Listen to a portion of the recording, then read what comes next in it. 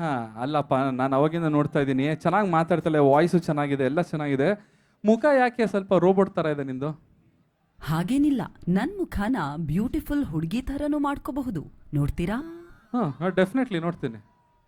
ಓ wow, ಯಾರೀಕೆ ಚೆನ್ನಾಗಿದ್ದಾಳೆ, ಬೆಳ್ಳಗಿದ್ದಾಳೆ, ಆದರೆ ಸ್ವಲ್ಪ danger ಅನಿಸ್ತಾ ಇದೆ. ಇಷ್ಟೇ ಓಕೆ, ಅಲ್ಲ, ನಾನ್ ಬೇಕಾದ್ರೆ ನನ್ ಜೆಂಡರ್ನೇ ಚೇಂಜ್ ಮಾಡಬಹುದು. ಅಯ್ಯಯ್ಯಪ್ಪ, ಇದೆಲ್ಲ ನೋಡೋಕ್ಕಾಗಲ್ಲ. ಮುಖ ನೋಡಿದೆ ಓಕೆ, ಜೆಂಡರ್ ಎಲ್ಲ ಚೇಂಜ್ ಮಾಡೋದಲ್ಲ ನನಗೆ ನೋಡೋಕ್ಕಾಗಲ್ಲ. I'm so sorry. ಆಯ್ತು, ಅದೇನು ನೋಡ್ಬೇಡ, ತೋರ್ಸಮ್ಮ. ಈಗ ನೋಡಿ. ಓಯ್, ನಾನು ನಿಮ್ಮ ವಿಷ್ಣು. ಈ ಮೈಸೂರು ನನ್ನೂರು, ಮೈಸೂರಿನ ಜನ ನನ್ನೂರು.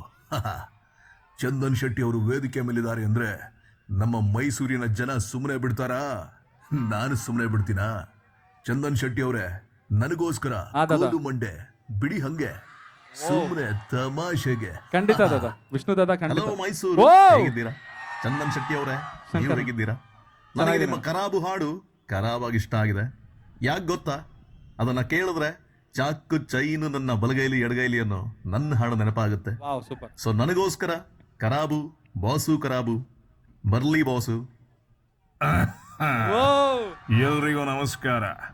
ಏನಪ್ಪ ಚಂದನ್ ಶೆಟ್ಟಿ, ಮೊದಲೆಲ್ಲ ನಮ್ಮ ಜನ ಸಾಯಂಕಾಲ ಸೇವನೆ ಆದ್ಮೇಲೆ ಟೈಟ್ ಆಗೋರು, ಇವಾಗ ನಿನ್ನ ಸಾಂಗ್ಗಳು ಕೇಳಿ ಯಾವಾಗಂದ್ರೆ ಯಾವಾಗ ಟೈಟ್ ಆಗ್ತಾವ್ರಿ ಅಂತ ಸುದ್ದಿ. ಒಳ್ಳೆ ವಿಷಯ. ಇವಾಗ ನನಗೋಸ್ಕರ ನೀನು ಒಂದು ಕೆಲಸ ಮಾಡಬೇಕು. ಇಲ್ಲಿ ಸಪ್ಲೈ ಸ್ವಲ್ಪ ಕಡಿಮೆ ಆಗಿದೆ, ಅದಕ್ಕೆ ನಿನ್ನ ಹತ್ರ ಇರೋ ಟಕೀಲಾನ ಒಂದು 3 ಪೆಗ್ಗಲ್ಲಿ ಬಗ್ಸಿ ಬುಡು ಹೇಳ್ತೀನಿ. ಲೈಫಲ್ಲಿ ಕಿಕ್ಕಿರ್ಬೇಕು. ಸೂಪರ್, ಖಂಡಿತ.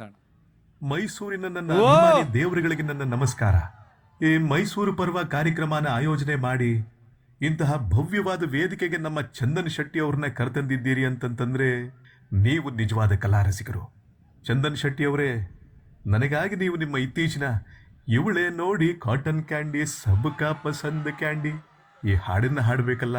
ಹಾ, ಅಮೇಝಿಂಗ್ ಅಪ್ಪ, ನಿಜವಾಗ್ಲೂ ಜೋರ ಚಪ್ಪಾಳೆ ಬರಲಿ ಅಪ್ಪ ನಮ್ಮ ಕಮಲಾಗೆ. ಸಖತ್ ಟ್ಯಾಲೆಂಟ್ ಇದೆ, ನಿಜವಾಗ್ಲೂ ಸೂಪರ್ ಟ್ಯಾಲೆಂಟೆಡ್ ಯು ಆರ್, ಸಖತ್. ಅದೆಲ್ಲ ನಂಗೆ ಗೊತ್ತಿಲ್ಲ.